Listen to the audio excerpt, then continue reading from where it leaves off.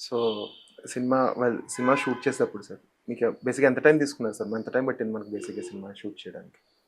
90 working days. 90 why 90 working డేస్‌లో cinema అయిపోయింది. Okay. So, technicians కూడా చాలా బాగా పిక్ చేసుకున్నారు సార్.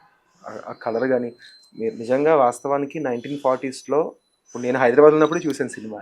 హైదరాబాద్ గురించి వింటుంటే 1940స్ నిజంగా జరుగుతుంది. మన చార్మినార్ చూస్తే చార్మినార్ ప్రతీది కూడా అంత డీటెయిల్‌గా ఏశారు. నాకే జరుగుతున్న ఫీలింగొచ్చింది. అండ్ సినిమాలో ముఖ్యంగా ఒక సీన్ నాకు చాలా బ్రాహ్మిన్స్‌ని మతం మారమని చెప్పి ఎలా అయితే దౌర్జన్యం చేశారో ఆ సీన్ నన్ను చాలా బాధపెట్టిందండి. ఇప్పుడు మనం హిందూస్‌ని చూస్తూ ఉంటాం బయట. హిందూస్ అంటే ఒక అందరూ అన్ని మతాల్లోని హిందువు కూడా హిందూ అనుకుంటాం. కానీ సార్ ఇప్పుడు కూడా నాకు ఎమోషనల్ అవుతున్నాను కొంచెం వింటుంటే. ఓ హిందువుని ముస్లిం కింద మారమని వాళ్ళు చేసిన ఘోరం తట్టుకుని కూడా ఇంకా ఇప్పుడు మన హిందువులుగా ఉన్నామంటే, ఆ రోజుల్లో మన యాన్సిస్టర్స్ వాళ్ళు పెట్టిన బ్లడ్ దానికి వెలకట్టలేను సార్. అవును. అది చాలా బాగా చూపించారు సార్. ఆ సీన్ నాకు చాలా బాధ అనిపించింది ఆ సీన్ చూస్తున్నప్పుడు. అవును. మీకు వచ్చిన బెస్ట్ కాంప్లిమెంట్ ఏంటి సార్ ఈ సినిమా చూసిన తర్వాత? అంటే బెస్ట్ కాంప్లిమెంటరీ అంటే మా గురువు గారిది, రాఘవేంద్రరావు గారిది. ఆయన ఫస్ట్ ట్రైలర్ చూడగానే సినిమాక్స్‌లో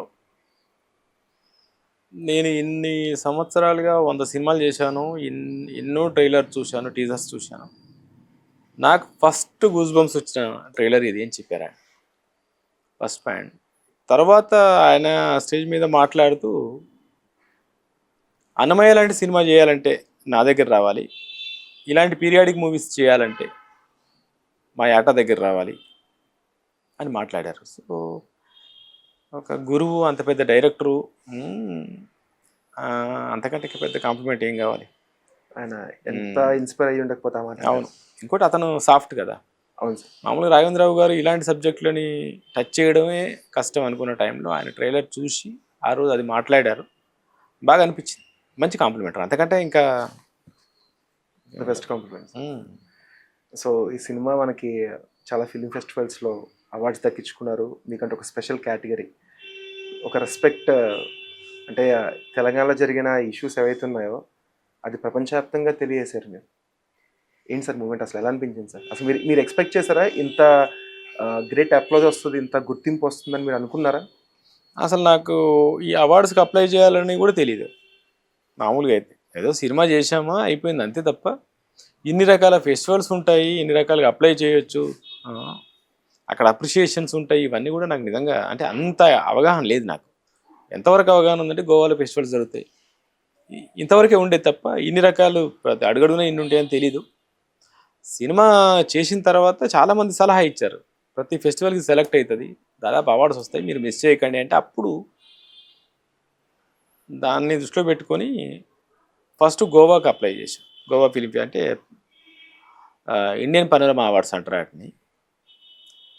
దానికి ఫస్ట్ అప్లై మాకు ఏమీ తెలియదు, జస్ట్ ఏదో ఒక సాఫ్ట్వేర్ ఉంటుంది, దాని మీద ఒక యాప్ ఉంటుంది, యాప్లో అప్లై చేయాలి. అప్లై చేసిన తర్వాత అక్కడ సెలెక్ట్ అయింది, సెలెక్ట్ అని వచ్చింది. సెలెక్ట్ అని వచ్చింది. అది పెద్ద పెద్ద వాళ్ళు, సుభాష్ ఘాయ్ లాంటి వాళ్ళు వస్తున్నారు, రణ్వీర్ కపూర్ లాంటి వాళ్ళు వస్తున్నారు, గెస్ట్లు అంత వస్తున్నారు. నాకు ఇన్విటేషన్స్ వస్తున్నాయి మెయిల్లో, మీ సినిమా సెలెక్ట్ అయింది ఇట్లా. నేను షాక్ అయ్యా, అంత ఈజీగా ఏంటి బాబు. అక్కడికి వెళ్ళిపోయిన తర్వాత స్క్రీనింగ్ చేసి, స్క్రీన్లో నేను రావడానికి ముందే రజాకర్ అని చెప్పి బెస్ట్ డెబ్యూట్ ఇండియా అని పెద్ద స్క్రీన్ మీద ఉంది, ప్లే అవ్వడానికి ముందు స్క్రీన్ మీద పెట్టేసి, బ్యాక్గ్రౌండ్ పెట్టేసి, తర్వాత అక్కడ రెడ్ కార్పెట్లో మనకు సుభాష్ ఘాయ్ గారికి ఏ రెస్పెక్ట్ ఇచ్చారో మనకు అదే రెస్పెక్ట్ ఇచ్చారు. సుభాష్ ఘాయ్ గారికి ఏ హోటల్ ఇచ్చారో నాకు అదే హోటల్ ఇచ్చారు. పక్కకు తాల్ సంబంధించిన సెలబ్రేషన్ జరుగుతుంది, ఇక్కడ రజాకర్ తాల్ 25 ఇయర్స్ సెలబ్రేషన్ జరుగుతుంది, ఇక్కడ రజాకర్ సినిమా సెలబ్రేషన్. సో చాలా గొప్పగా అనిపించింది అక్కడ. దానివల్ల ఏంటంటే ఒక డెబ్యూట్ డైరెక్టర్గా నాకు ఒక ఉత్సాహం వచ్చింది. సో ఇలాంటి సినిమాలు చేస్తే ఇలాంటి మెచ్చుకునే వాళ్ళు ఉన్నారు, గుర్తించే వాళ్ళు ఉన్నారు అక్కడ. దానివల్ల నాకు దాదాపు 150 కంట్రీస్ పార్టిసిపేట్ చేసినాయి. ఆ కంట్రీస్ డైరెక్టర్స్ నాకు 2-3 ఫ్రెండ్స్ అయ్యారు, అదర్ కంట్రీస్ వాళ్ళు. వాళ్ళు మన సినిమా చూడడం, వాళ్ళ సినిమా చూడడం, ఒక 12 రోజుల సెలబ్రేషన్ కదా సార్.